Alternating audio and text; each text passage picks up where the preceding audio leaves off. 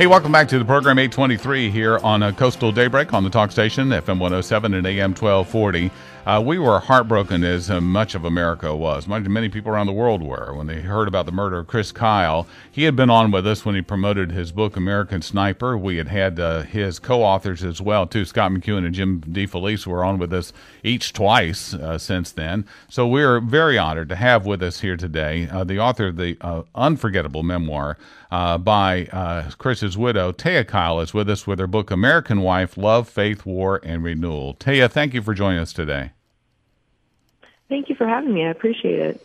And I know that you have done so many interviews. I've read a number, and that you have talked to a lot of people. But let me just first off just say again how heartbroken we were. We really enjoyed our brief visit that we had with Chris. But also want to ask you, how are Bubba and Angel doing?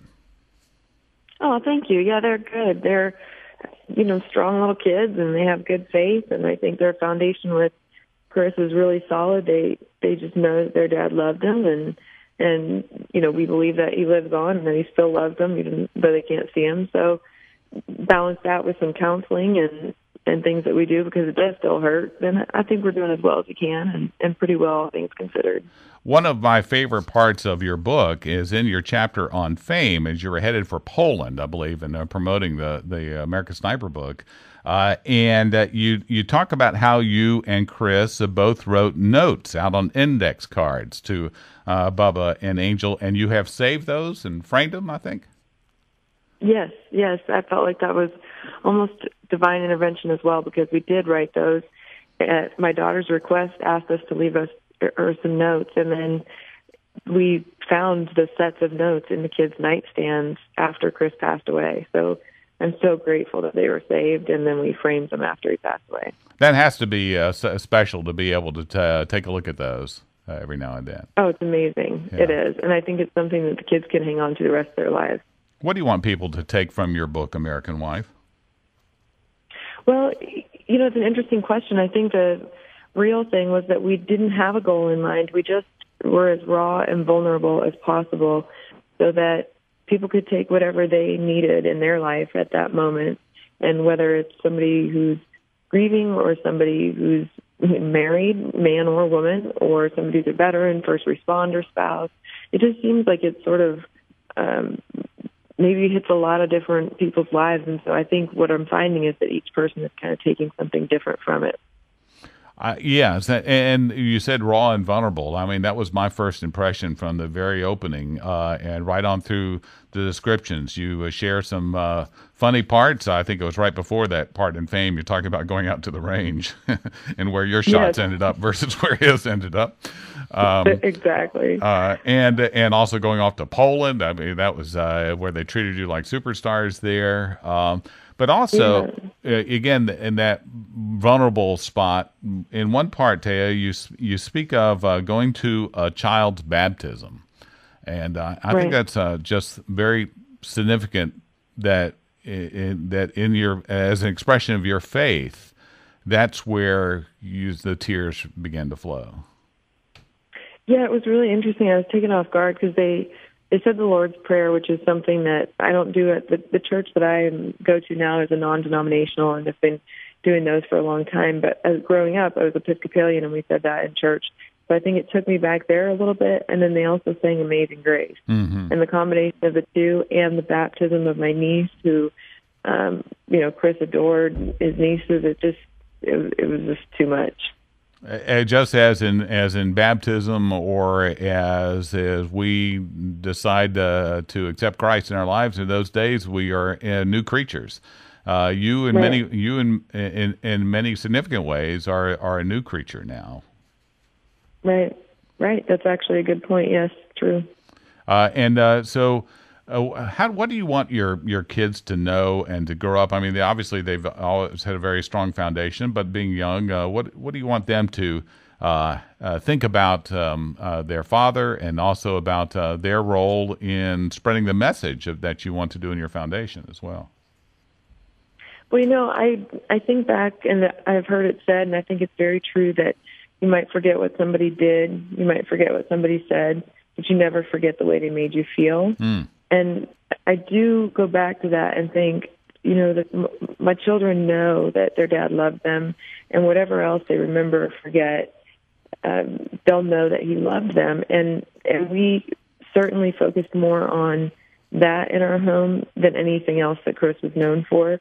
And so as they grow older, they may learn more about what he did on the battlefield or what other people, respected about him or thought about him. But my goal is for the years that they're forming and growing up, that they love him for the dad that he was to them, for the husband that he was to me. And I do think they'll just naturally do things for the foundation as they get older. We often will speak with somebody who is maybe a co-author or help somebody out who's not a born writer to help fashion a story. And Jim DeFelice has just really has earned, I think, a lot of respect from a lot of people for how he's been able to help folks really tell their story. And that was the same with Chris, and now with you in this too. What's your feeling about how this came about?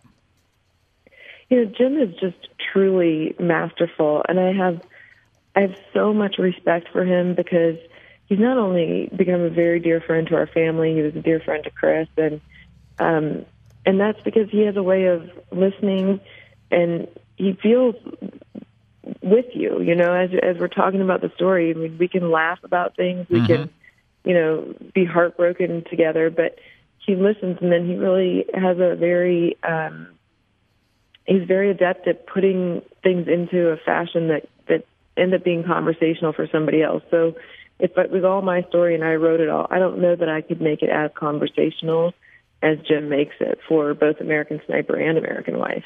Indeed, he does make it conversational, and he took us into both with you and with Chris and his other books as well too, just into a world that we may not be part of. Now, here in Eastern North Carolina, we have all these Marines that are at our back door here at Camp Lejeune, and likewise, and so you have a lot of people here that certainly have felt much of the pain and the experience and also revel in the time they've had together with us, maybe somebody that they lost as well, too. So right. I would imagine a lot of them have reached out to you.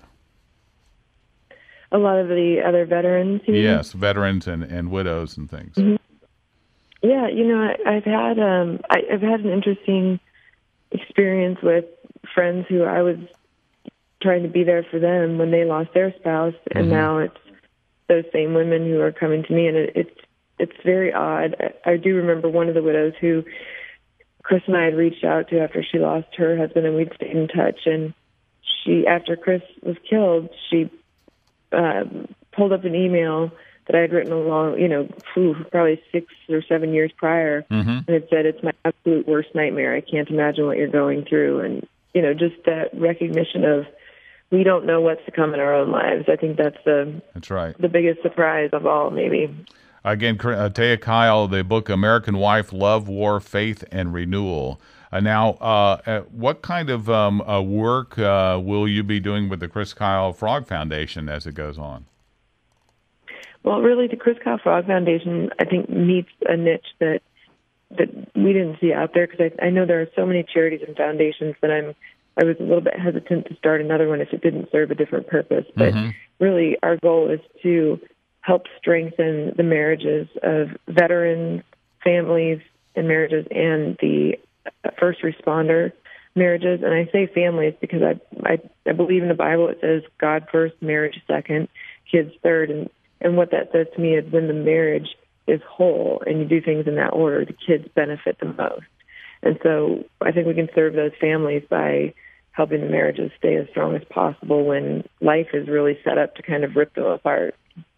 American Wife, Love, Faith, War, and Renewal, the new book by Taya Kyle with Jim DeFelice. And again, I think people who have read or seen American Sniper will certainly want to pick it up. But I think anyone who's also experienced loss, that's such a significant loss, will want to grab it and read it as well, too. And Taya, we thank you for joining us today, and just want to honor your husband's memory and your continued commitment to this cause. Thank you so much for being with us. Well, thank you for having me. I really appreciate it. Taya Kyle joining us this morning. Again, the book, American Wife. This is Coastal Daybreak here on the talk station, FM 107 and AM 1240. We'll update your weather forecast, and it's time for Swap Shop, our light version, coming up next.